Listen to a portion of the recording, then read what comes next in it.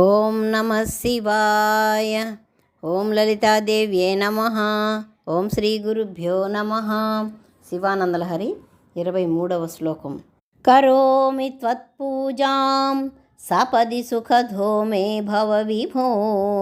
విధిత్వం విష్ణుత్వం దిశసి ఖలు తస్యా ఫలమితి. పునశ్చ త్వాం ద్రష్టుం దివి భువి వహన్ పక్షి మృగత. మదృష్ట్వా తత్ఖేదం కథమిహ సహే శంకర విభో.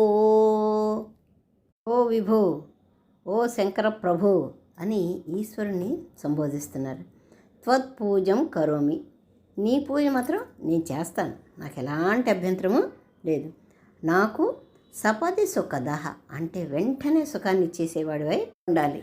ఆ విధంగా కనుక నువ్వు ఉంటే నేను, ఓ దేవా, నేను నిన్ను అర్చిస్తాను, ఆరాధిస్తాను, పూజ చేస్తాను, అభిషేకిస్తాను, ఏదో ఒకటి చేసేస్తాను. మరి నువ్వు మాత్రం ఏమాత్రం జాప్యం చేయకుండా సుఖాన్ని ఆనందాన్ని ఇచ్చేసేయి. నా సుఖం ఆనందం ఎక్కడుంది? నీ చరణ కమలాలను సేవించడంలో ఉంది అని ఆచార్యుల వారు అడిగారు. సరే, ఇంకా నేను అడిగాను కదా అని విధిత్వం అంటే బ్రహ్మత్వాన్ని, విష్ణుత్వం అంటే విష్ణు పదాన్ని, దిశశిఖలు అంటే ఇస్తావేమో.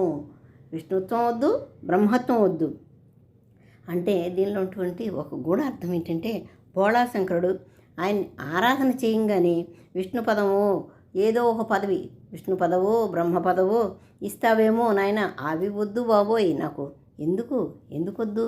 పునశ్చత్వాం ద్రష్టు దివి భువి వహన్ పక్షి మృగతం అంటే ఆ విష్ణు పదవి బ్రహ్మ పదవి ఇచ్చామనుకో, నేను బ్రహ్మ విష్ణువులాగా నేను కూడా ఎలా మారిపోతాను? బ్రహ్మ విష్ణువులాగా సమానం అవుతానేమో, కానీ ఏం లాభం?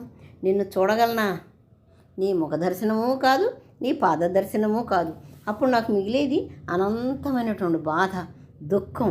నేను నిన్ను దర్శించుకోవడానికి తపస్సు చేస్తుంటే నాకు ఇవన్నీ ఎందుకయ్యా ఈ పదవులు?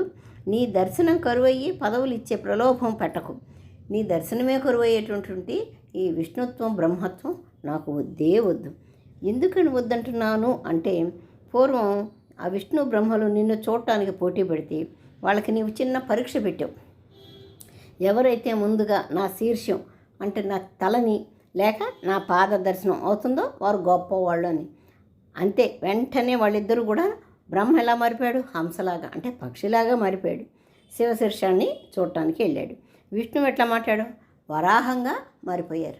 ఆయన పంది అవతారంలో పుట్టి పాతాళ లోకానికి తవ్వుకుంటూ వెళ్ళిపోయారు. ఎందుకు? శివపాదాలు దర్శించడానికి వెళ్ళారు. ఎంత దూరమైనా వాళ్ళకి కనపడిందా? ఎన్ని మారిపోయినా కూడా వాళ్ళకి కనపడిందా? కనపడలా. వారికి శివముఖ దర్శనం కానీ వాళ్ళకి పాద దర్శనం కానీ ఏమీ జరగలేదు.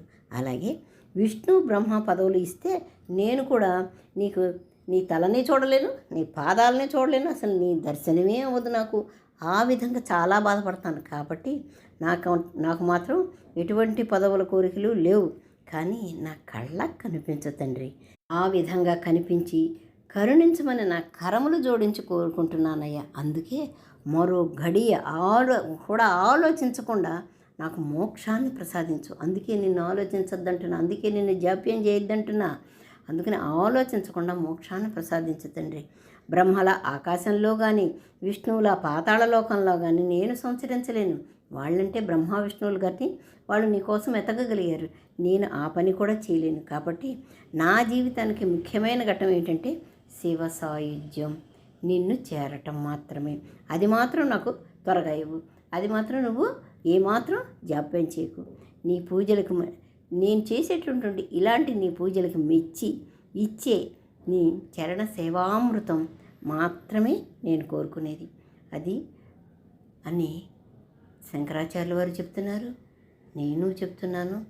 మీరు కూడా అలాగే అనుకుంటే ఈశ్వరుడు మనల్ని కరుణించి కాపాడతాడు అని చెప్పి ఒక గట్టి నమ్మకంతో చెప్తున్నాను ఈ శ్లోకం. ఓం నమః శివాయ. ఓం శ్రీ గురుభ్యో నమః.